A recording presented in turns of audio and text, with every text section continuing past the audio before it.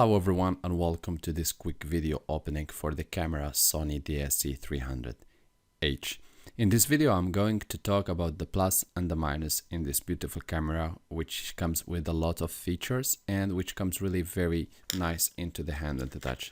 The camera in fact comes with a lens zoom of 35 time and with 20.1 megapixel. The camera comes with a flash like all the power shoot cameras.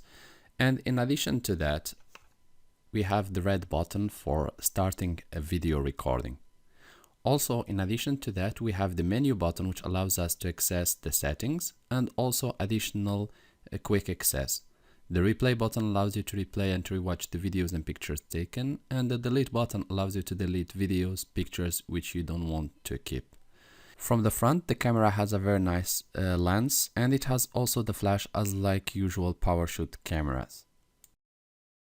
The top of the camera contains the usual settings editing for taking pictures and videos, and by turning it you can change from taking simple pictures to videos, and you can also change the videos settings. Next to it there is the power on and off button, and also the frontal for taking picture and also the zoom in and zoom out. The camera has a quite wide screen to show you, which allows you to recheck the pictures, and also by just turning the settings button you can change from simple mode to SEPA or to intelligent auto or whatever settings you would like, and also from pictures to videos. In addition to that, the camera also has a button for modifying and changing and also for taking out the flash.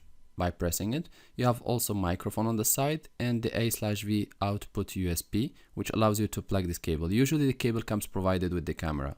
From the bottom, you have the plug for putting it on a standalone or tripod, and the camera functions on 4 batteries A4. Also, the camera can support up to 64 gigabit USB SD cards. And the SD card can be easily put in and also removed. For taking picture, the camera is quite very nice, and this is some of the pictures which I have taken with the camera. Also, the quality of the video is great. However, you have to keep changing the settings and the ISO settings also so that you get the best of this camera. So I would suggest that you go through the guide of the camera and try multiple shots before taking your final shot using this camera.